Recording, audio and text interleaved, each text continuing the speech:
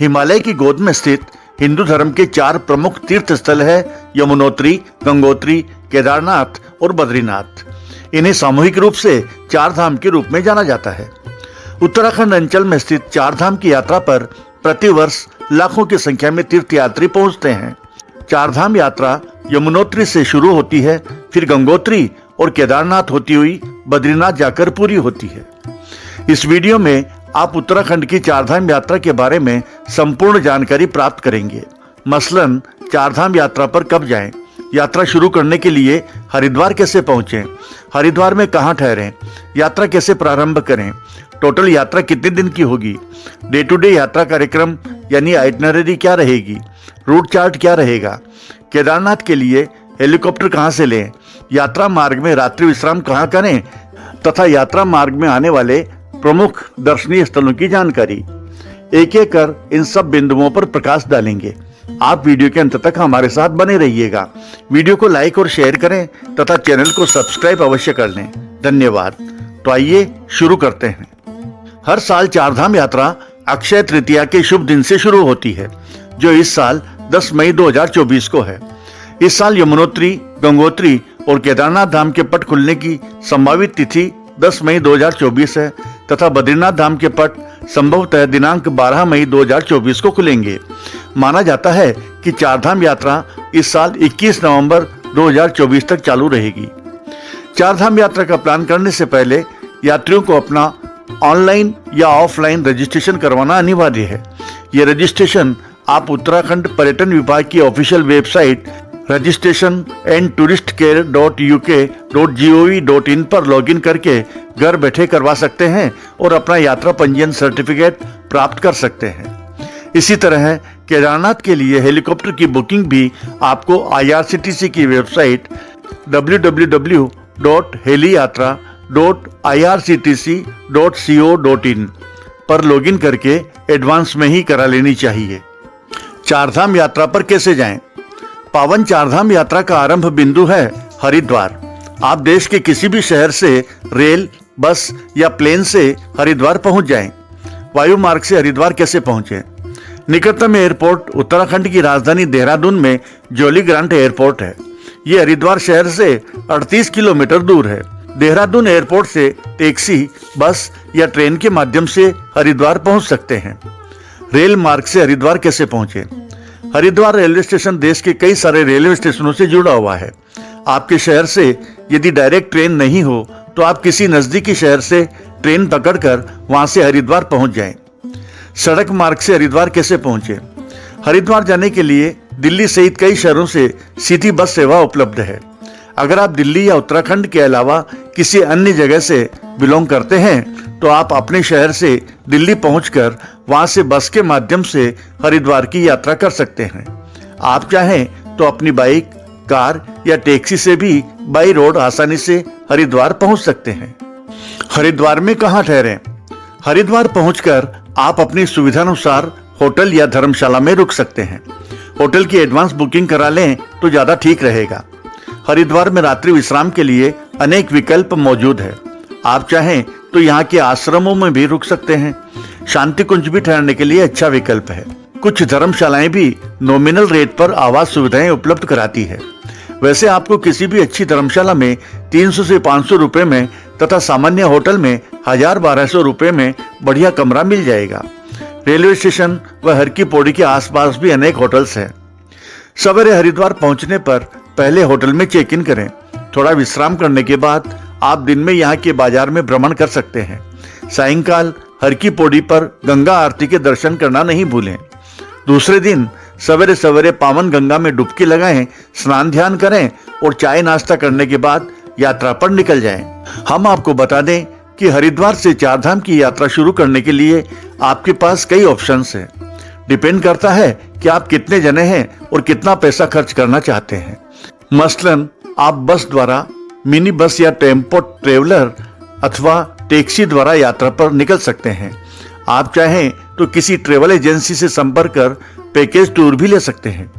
IRCTC यानी Indian railway catering and tourism corporation की ओर से भी समय समय पर 4 धाम यात्रा के लिए पैकेज टूर आयोजित किए जाते हैं, जो किफायती और आरामदायक होते हैं। बेटर रहेगा कि आप यदि परिवार सहित है या साथियों के ग्रुप में है तो आप हरिद्वार में किसी ट्रेवल एजेंसी से संपर्क कर इंडिविजुअल गाड़ी कर लें।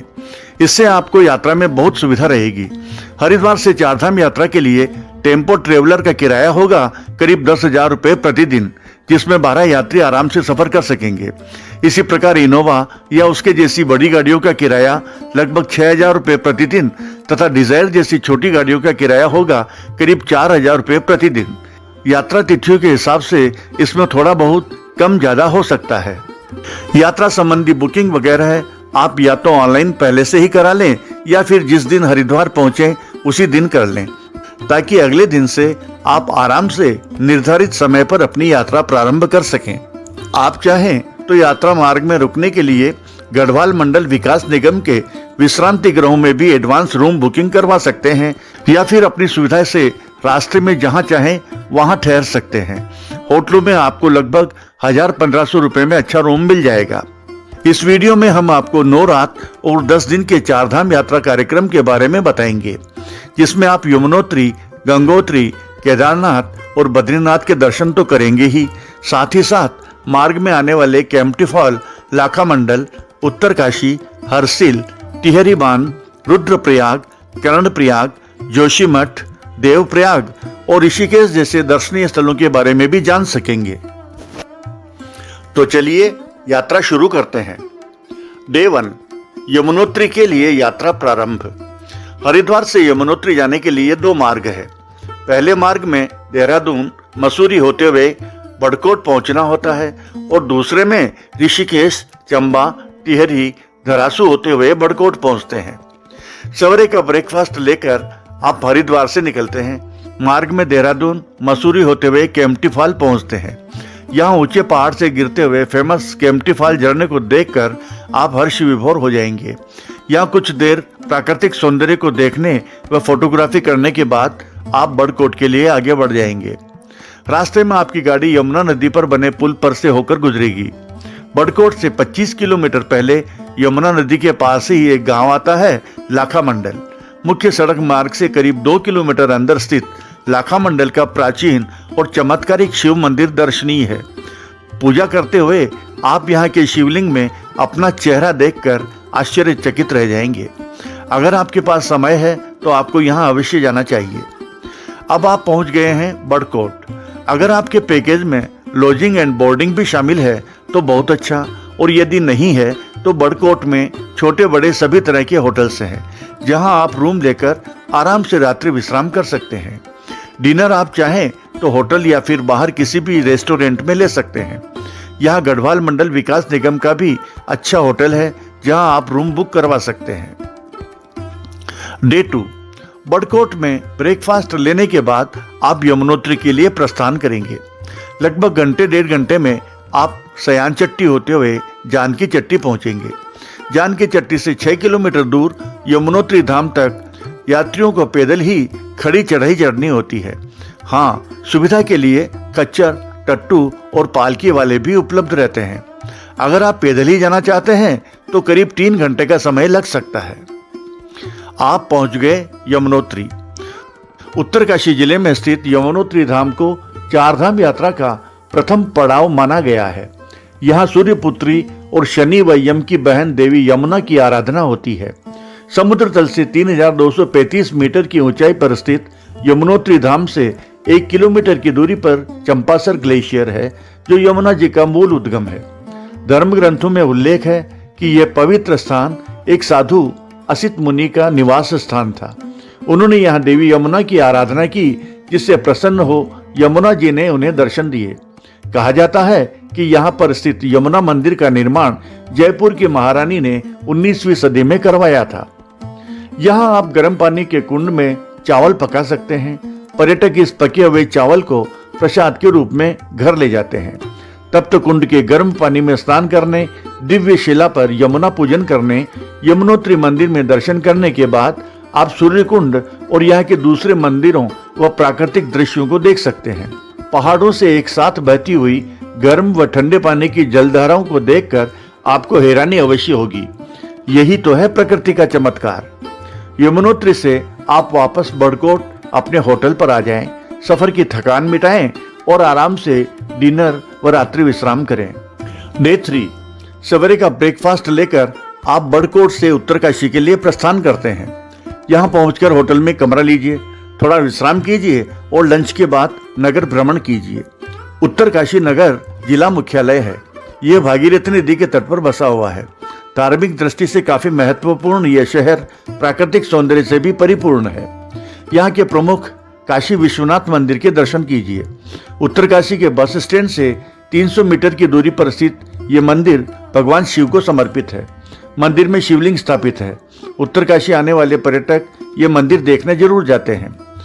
आज आप रात्रि विश्राम उत्तरकाशी में ही कर लीजिए। डे 4, उत्तरकाशी से आप सुबह जल्दी गंगोत्री के लिए निकलते हैं, क्योंकि शाम को वापस यहीं आकर रात्रि विश्राम करना है। आप चाहें तो गंगोत्री में भी रात्रि विश्राम कर सकते हैं। उत्तरकाशी से गंगोत्री 100 किलोमीटर दूर है और 3 घंटे का समय लगता है। मार्ग में 47 किलोमीटर दूर गंगनानी नामक स्थान पर आप थोड़ी देर रुकते हैं।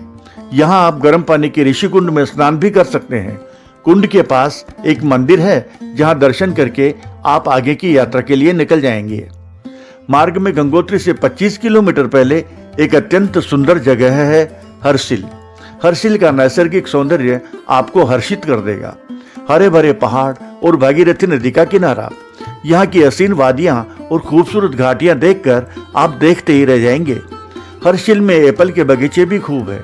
यहाँ आप थोड़ी देर रुककर प्राकृतिक नज़ारों को कैमरे में कैद कर सकते हैं। यहाँ शिव मंदिर व हरिशिला के दर्शन भी कर सकते हैं। कुछ व्यू पॉइंट बने हुए हैं, जहाँ से नदी और पहाड़ों के बहुत ही सुंदर दृश्य दिखाई देते हैं। राज कपूर की फिल्म राम तेरी गंगा मैली के गाने की शूटिंग हर्षिल में ही हुई थी। चलो आगे बढ़ते हैं। अब आप पहुंचते हैं भैरव घाटी। ये गंगोत्री से 9 किलोमीटर पहले है। ये जाह्नवी गंगा और भागीरथी के संगम पर स्थित है। यहाँ से आप हिमालय की कई पर्वतीय चोटियों के दर्शन कर सकते हैं। फाइनली हम पहुंच जाते हैं गंगोत्री। गंगोत्री गंगा नदी का उद्गम स्थल है। गंगा जी का मंदिर समुद्र तल से 3042 मीटर की ऊंचाई पर है। भागीरथी नदी और आसपास का परिवेश अत्यंत आकर्षक एवं मनोहारी है। कहते हैं कि गंगा मैया के मंदिर का निर्माण गोरखा कमांडर अमर सिंह थापा द्वारा 18वीं शताब्दी की शुरुआत में किया गया था। वर्तमान मंदिर का पुनर्निर्माण जयपुर राजघराने द्वारा किया गया था।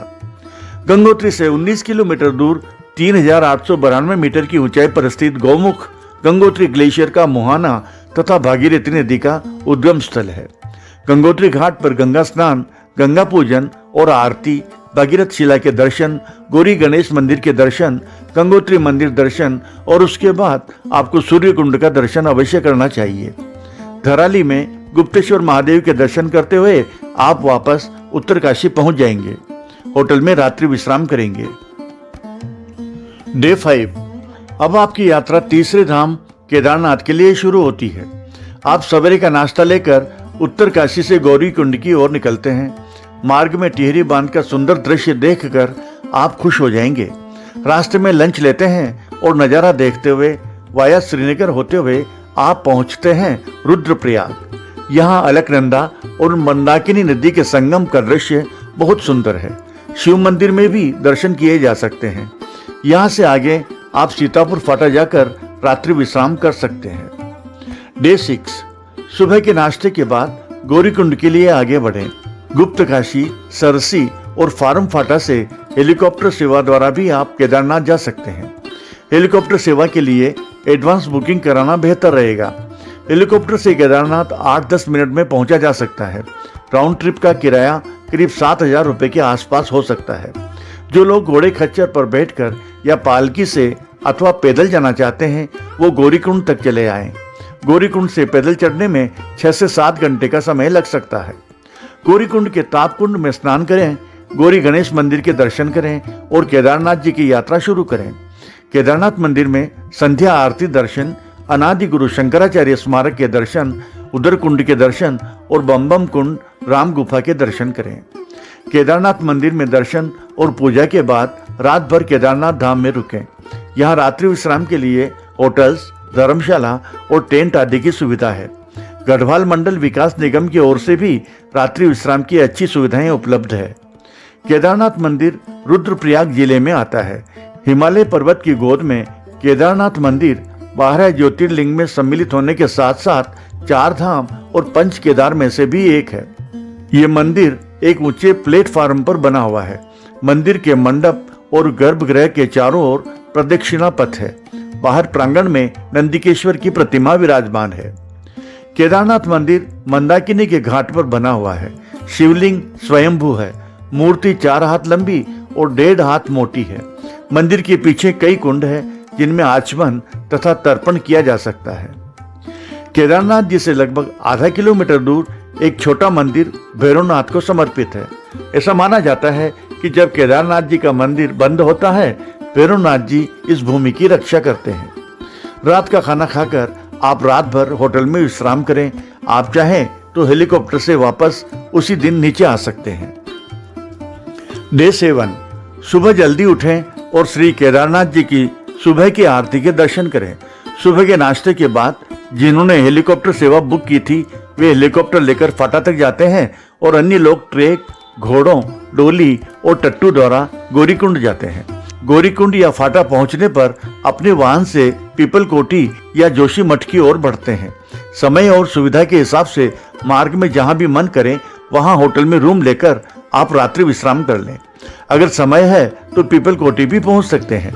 गौरीकुंड से आगे बद्रीनाथ की तरफ जाने के लिए आप रुद्रप्रयाग, कर्णप्रयाग होकर भी जा सकते हैं, लेकिन यह मार्ग थोड़ा लंबा पड़ता है। डे 8, आज आप चौथे और अंतिम धाम बद्रीनाथ के लिए प्रस्थान करेंगे। सवेरे का नाश्ता लेकर निकल पड़ते हैं मंजिल की ओर। मार्ग में जोशी मठ आता है। जोशी मठ या ज्योतिर्मठ उत्तराखंड राज्य में स्थित एक धार्मिक नगर है जहां हिंदुओं की प्रसिद्ध ज्योतिष पीठ स्थित है। यहाँ 8वीं सदी में धर्म सुधारक आदि शंकराचार्य को ज्ञान प्राप्त हुआ और बद्रीनाथ मंदिर तथा देश के विभिन्न कोनों में 3 और मठों की स्थापना से पहले यहीं उन्होंने प्रथम मठ की स्थापना की। जाड़े के समय इस शहर में बद्रीनाथ की गद्दी विराजित होती है, जहां नरसिंह मंदिर में इसकी पूजा की जाती है। जोशीमठ शहर में प्रवेश करते ही सड़क किनारे जोगी झरना आता है। मुख्य सड़क के ऊपर पुराना शहर बसा है, जहां ज्योतिर्मठ, कल्प वृक्ष तथा आदि शंकराचार्य के पूजा स्थल की गुफा है और इसके नीचे बद्रीनाथ की ओर बाहर निकलने पर जोशीमठ के 2 प्रमुख आकर्षण नरसिंह मंदिर तथा वासुदेव मंदिर स्थित है। आप समय एवं सुविधा अनुसार यहाँ दर्शन करके आगे बढ़ जाइए। अब आप पहुंच गए हैं बद्रीनाथ।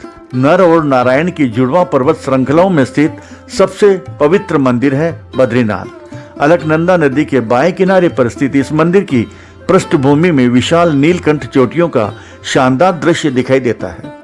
अगर आप चाहें तो पहुंचते ही एक बार तो भगवान श्री बद्रीनारायण के दर्शन कर लें और उसके बाद आराम से होटल में विश्राम करें या आसपास घूम लें।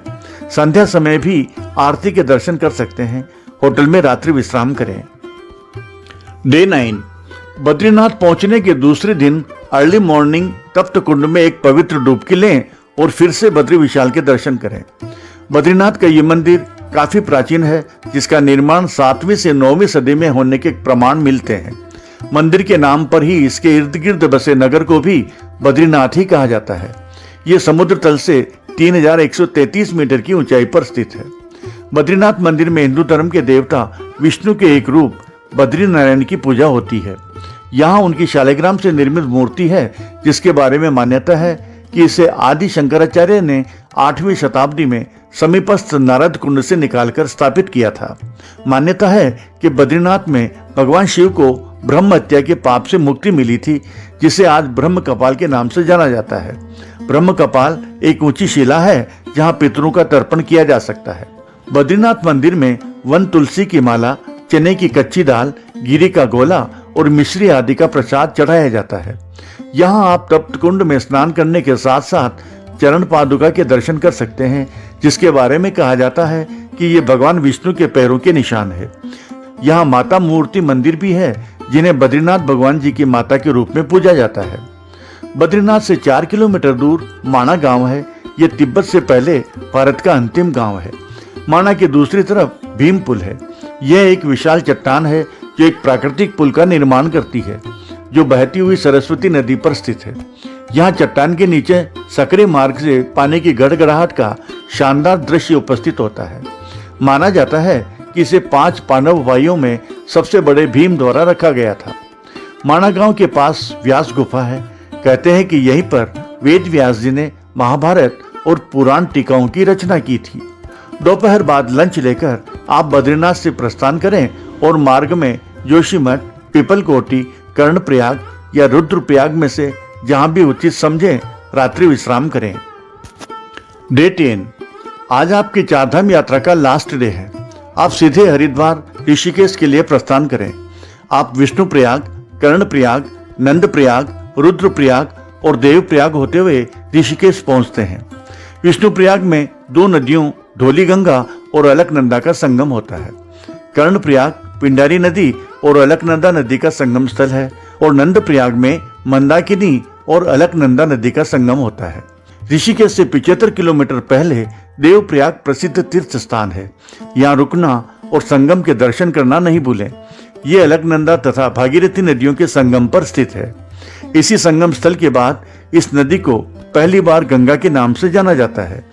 ये स्थान उत्तराखंड राज्य के पंच प्रयागों में से एक माना गया है। देवप्रयाग में एक शिव मंदिर तथा रघुनाथ मंदिर भी है जो द्रविड़ शैली में निर्मित है। देवप्रयाग से आप सीधे ऋषिकेश आ जाएंगे।